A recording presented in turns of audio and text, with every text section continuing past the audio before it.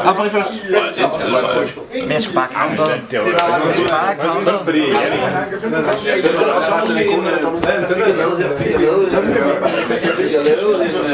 Tænder du, Anders? Hvad så lige med at slukke til?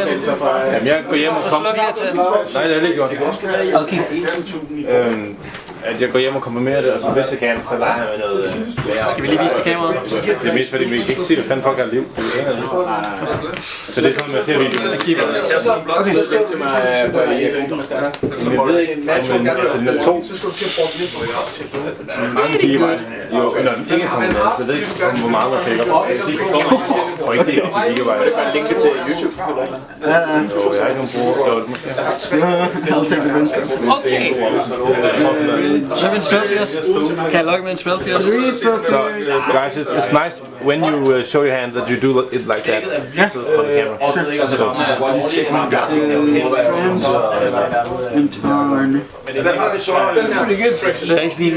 Nu blev min hånd rigtig dårlig lige pludselig. Vil du lægge noget? Vil du lægge en non-quiz? Ja. Kan jeg friste med det? 3 of them. Ja. Men har du nogensinde prøvet Fetch Island Go. Er det for random, han emmer kryber?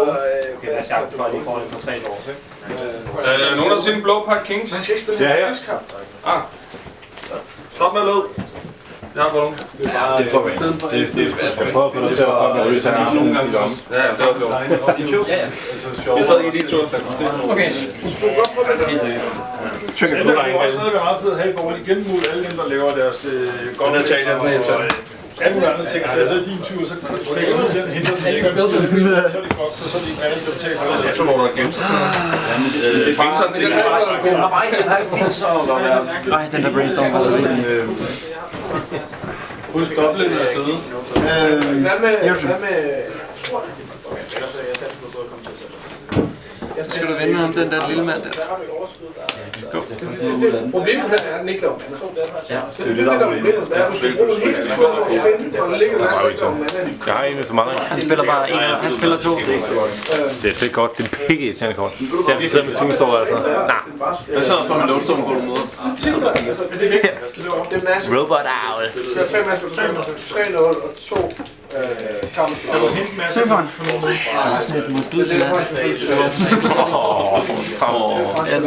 Daniel er ikke glad. Far sur. Han taber til det. Har jeg allerede spillet et spil?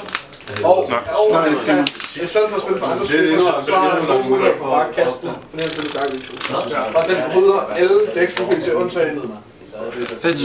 Ja. 17. Men Dark Victory, En island. Ja. og du spiller så meget, at det er totalt. Jeg skal have masse tjek helt over. Har du selv fået den signeret det der? Jeg kan sige, at Nede i Grand Prix. Den er meget god, men Var den oversættelse? Det sender sådan noget. den er også bedre. Men altså bare lige sige helt seriøst. Det er nogle fede lande. Igen, det er det nemmeste lort, der er at sejle. Prøv at se den der. Vi disser de der. Der er ikke noget pimp. den har bare været Noget pimp. I should be playing 6th edition. Er du simpelthen efter den They are the ugliest ones. Sing for han. Jeg siger, at der er ikke en situation, hvor det er hurtigere. Det er mindre naturligt, at du befinder den her. Så fjerner folk mig den her. Fordi jeg ved godt, hvor Men du kaster den der for at finde den her. Så kan du lige så godt kaste den der resten af den her. mindre jeg har haft det. For det får resten af glas. Mindre jeg har haft det. Men det der, jeg siger mig. Det vil være så Den kan de ikke. Go. Ja, lad os med helst, så vil du hellere have den der spil før du gør den her. Det mener du synes, at den er forfinder. Fordi, tak for det. Tak for det. Tak for det. Boys in the finals, good luck. Thanks. Held og lykke med rematchen, det er jeg. Det er rematch. Den er rematch. På fodbold. Jeg skal se en match. Held og lykke med Har man kans? Random. Jeg havde det. Når du ikke kan finde det. Det er bare sådan en person. Har du set min... 14. Nej, der var så ikke. Jeg har en titel, jeg købte, som er blevet signeret. hvor der står, han er den nice, det er Christopher Møller. Hvad gør du så nu? Lige nu som det Så mega nice, ikke?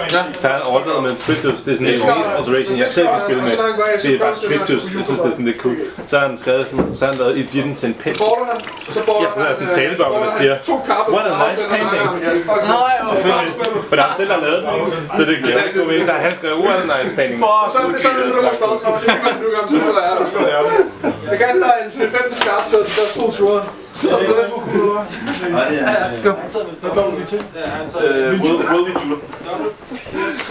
Den kan hente et creature. Hold da kæft. Go. Og den er selvfølgelig god lige inden du siger. Det er så godt. Hallo. Det er sprittet spil. Ja, på den måde får du ikke. Sonic Arc. Sprittet spil. Single 3. Tak. 11. 1000 tak. Gentleman's form. Virkelig dumt sagt. Hvad skal man, når man ser det her meta i dag, hvad skulle man tage at spille? Gamekeeper. Skulle vi nu ikke lige? Play fair. Dredge?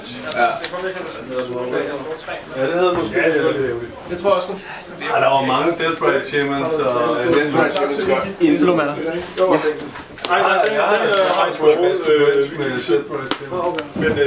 men så tabte jeg ham her, ikke? Go. Men du har nok ret, fordi de dæks, der spiller Death Ride Achievements, de spiller ikke så meget sideboard. Du har faktisk... 4 streger.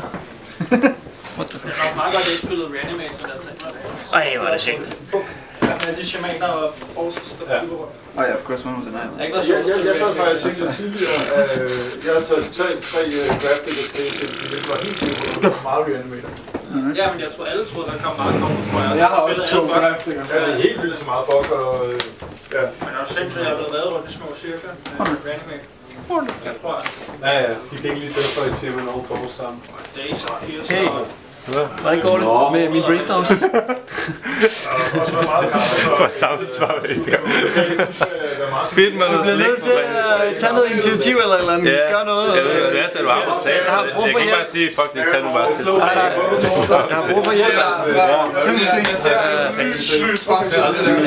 Jeg tror, Jeg var nødt til at gå ned i en slikbutik. nu prøver du, og så bliver der måske lavet nogle få ting op og sådan noget. Cards in hand. Det kan også være, at du bare finder ud af, at Tom er langsomt. Du har godt 10 kort. Det kan godt være, at vi får til meget, men det kan ikke Det kan være, at du bare sådan der... Du gør sådan der. Der kommer ikke, så kommer næste år. I go to 20. And you take one. Kører vi. Så et kæmpe, så 2 gange gamekeeper med Direct. Then it's you. Peter, bare tag resten. Og du har 4 kort. Bare det her en lille shot. En lille en. Skal du koncentrere dig, når jeg taler dansk? Eller er det not kun as for, at du much. selv skal... If I speak it, then I need to think. Jeg kan sagtens bare... Yeah, yeah. Jeg taler... It's fine. Jeg kan tale alle mulige sprog. What is two? forstår hvad som helst. What if we speak together? It's fine. I can understand no problem. It's just that if I have to speak, I need to think about which words I'm using. Må jeg tage tur? Ja, så tager jeg den der. You can use that against him. Det er en af matematiker, han kan ikke tale engelsk.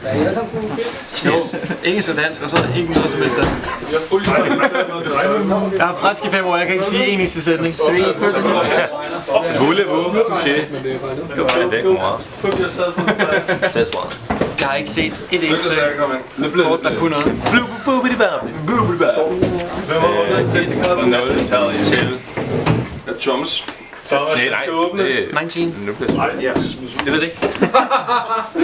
Det er første spil. Hvorhen og Det er hvornår, første så spil. skal jeg. Det gode ved de der fejl, Thomas, det er, at man laver dem kun én gang. Hvad skal jeg gøre alle nu hjem? Nå, det var lige tur.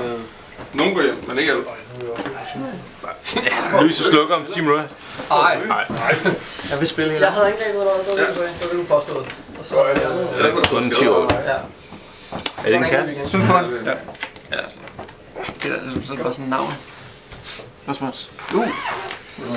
Jeg er slet ikke, altså... Kan jeg jo nå... Jeg tror ikke, jeg kan nå at finde noget på 9 ture. Sådan er det ikke gået indtil videre. Nej, hvor er det dårligt. Hvad skal jeg gøre? Den dræber mig. Sure. Jeg har ikke noget, der går ind og plukker det. I go to... Vi skal da med at holde tilbage for selv. 20. Jeg har ikke været til deltagende. Øjeblik. Wow. 2 cards in hand. Podcast. Det er lørdag aften. Og så spørg. Så skriver jeg det samme. Det er den tredje spil på os. Yes. Skal vi druk? Det er der masser børn. Indtil jeg er 15. Er der andre noget? Ja. Nu må man altså trække souvenirkortet der. Nej, jeg havde det så røvigt efter os. Daniel, manden der spiller Magic-kort med følelser.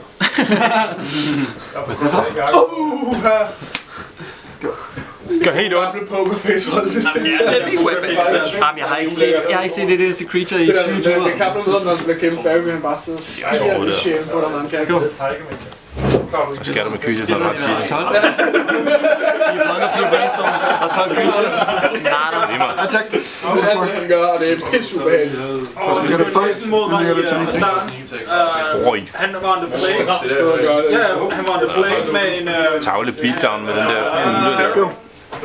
Men det her dæk faktisk, der var brainstorm, så var der 3.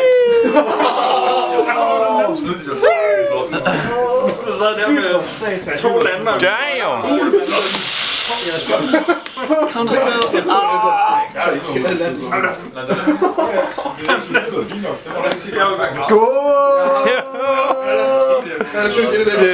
Sick! Mange creature træk. Jeg vælger dig. Okay, så er det din tur. Så have a chance. Så er der business. Så er der håb. Så er der business. Hvis man glemmer at sige en spiller. Så skal man bare sige det senere. Det er man meget. Fuck, det er sick. Top deck, det der. Det er sending, det er ikke mig. Det er så. Han er sur på den. Og James har 11. Ungråd, lækker dør, sack. 0-0. Er det ikke? Jo. Du har correct. Det er sweet, når der er counter wars. Og vi har det. Det er den. Yeah, no, yeah. Okay. At du kan starte ud med at lige få challenge og fyre ned. Suddenly, wow, så starter du lige en defense og så næste tur. It has. Lille børn. Hvad var det, du snakkede i? Jeg troede, der stod Black King på din succes, der var på en masse. Black King. Er der nogen instance, der kan dræbe min jætte? Det er det, du skulle have spillet det af, Martin. Jamen, det er ikke sådan, du sidder der. Det er helt sikkert. Det er Okay. Men spil 2 og spil 3, der sker en jeg er ikke så meget i tvivl om det. Nej, men lige nu vil jeg bare tage. Nej, de har begge to. Ja. Lige nu vil jeg bare Og så vil jeg skynde mig sammen så meget af det, og så bare sætte det på vertikalt vej. Tæt på røg. Ja, du skal selvfølgelig lige være flink, så lige bygge noget med nogle spanske, og så løber det hjem med det engelsk. Spanske kort. Go! Okay. Hver gang jeg har et fucking kort, så bytter du det til lorten. Jeg ved det ikke. Ja, men det var fordi, jeg bruger faktisk ikke meget til sparat. En spansk gris. Så er der grisefest. Stoppede den lige den der? Den er bare Vuelo. Vi taler lidt andet. Kan man sætte os hænder på? Ja. Ja, man kan se sådan hvis de leder deres library sådan bag bordkanten så. It was a force. Landede jeg rundt i torsdags, når vi rødslår det. Ja, jeg hørte du spille noget, det troede jeg håbede på, du havde med. Ja, jeg tror, jeg ikke aktiveret den her. Jeg fik kolde boller. Og jeg tænkte, der er så mange. Jeg vidste nemlig, at han spillede Team America. Jeg tænkte også, at Morten gjorde det, og Thomas. Hotdog. Men den er ligeglad med shamanen. Hot. Diggity dang. Det er altid 2-1. Så spørgsmålet er, om man har forrest, den er bare all in. Hold da op. Kom det med? Nej, jeg er skildpaddet for at lave mit dæk i dag, men det er med Lights og Diamond. Hvem er det? Lidt meget tæt på noget. Burial Rights. Sådan en flashback på 10. Du skal se det på Larsen og så. Det er reanimate. Der ligger et land, og Lights og Diamond knækker min hånd, så min dude går i graven, og så går den i graven, og så er der Random. rituals og en zoom, så er gamble. Og gamble, det var meget masser af creature, hvor der går i graven, og min reanimate den jeg bruger mest har der var en masse mana, og så bare... Hvad gik du i tirsdag? I tirsdag giver 3-3. Du har 2 hånd. Ja, 3. Det er noget 6-0, så har vi set det. Ja. Glemte der var agurker på den hold. Så står han til 4, og han har jo en force, altså de dækker ud force, de taber bare. Jeg har spiller Sejr Fansani, der siger, at vi ikke spiller, det skal der derfra. I hver en. I hver en sted, og så er det rigtig godt. Jeg synes bare noget, det er fantastisk. Jeg laver det samme, som jeg laver det herinde. Min fusionsholdet, den er god. Det er ikke med sneak, så kan jeg ikke revoker. Kan jeg stadig nå det også? Nå, der revoker siger Ers. Det er også en Superfejl, jeg sikkert som begge sidder tabt den næste. Iona i... Hvad for en? Den er blå, fordi heller ikke lov at bruge intuition i respons. Det er fordi, at der nogen har wind-effekt, når man kommer ind. Ej, jeg spiller dårligt. Ja, så skal du ikke respondere på. Hvad siger Robert? Siger den det samme som... Det er det samme. Alle de der ambush. Okay, det skulle jeg tænke, der... Ej, nu har vi sådan en spillefejl på film. Det er ikke godt. Masser med... Nej. Jeg er sådan Jeg så den ikke engang selv. Trigger, og så siger bounce, og så kan du godt... Men når vi genser på video, så spotter vi alle fejlen. 22. Jeg glæder mig. Og så skal vi nerfe dem. Lynche dem. Jeg prøver at... Hvis jeg har en YouTube-feed, så er det vel nok. Facebook er ikke godt nok. Jeg ved ikke, hvor meget vi kan komprimere det ned til. Det er flere gigabyte før. Men det giver også mere mening, fordi han ligesom tænker mig ud, og så Fire and ice. Yeah. Altså man kan sige, at de var der... Correct. Grin er sådan lidt. Haha, pis. That's not good. Det du skal tænke på hver gang du har slået en sjov, så er de to kort, der bliver lagt ned. I miss you. Okay, sorry. Jeg venter om på samme tid. Alle triggers nu ud i dag. Det er med det, der er kastet. Så der er aktive spillere, der er politik. Det er ikke også noget, det tænker du, hvem der er hvor meget er Vi spiller 1 der. Det er også derfor, at alle trigger bliver så du vil forstærke med det samme. Det er den spiller, der kontrollerer det. Han siger, nu skal jeg gøre det. Men det er der, det er de to, som nu bliver til for. Belysningen er godt nok lidt skøjet på den her video. Og sådan lys fra den ene side, bare mørk på den anden. Det er det der. Nå, flyv. Altså de der ambush-effekter på en rigtig god måde. Men mindre du lægger ind på kulturen, men både krisen og... Hvad fanden hedder det? Sneak-attacken. Altså det gør ingenting. Og kun når du gør reach. Det er også, med prisen, og han har lagt spil på den. Nej, der var ikke noget Death and Taxes i vores meta i dag. Kan jeg tage 2 gange? Det er fandme rart. Ja, det er. Det er kraftigt med rart. Og fordi det stil ligger med. Det har været godt i dag. Det tæver vores dag. Ja, fuldstændig. Krøller det bare. Håben, det er eneste. Og den griner er lille af hym. Lille Jarnav. 1. Nej, lille er fint nok, fordi du kan jo godt bruge lidt som en gang med mål. Men hym, det jeg skal trække 6 desværre. og alle dine charms, alle Golgari charms. Ja, altså... Det er måske Jeg ved Du kan godt vinde, hvis du får ryddet på metal. Holder, du kan holde vejl væk, ikke? Jeg ved det tirsdag, du så med Charles Bob. Der vil man hellere have Dread of the Night, jo. Det var Batterskull. Jeg vil hellere tjekke Ja, det er det. og vinde. Men du er nødt til at have Pulse eller Frozen Grip for at klare det. Spil 1 på full sideboard. 2 mother. Aldrig vinde. Nej.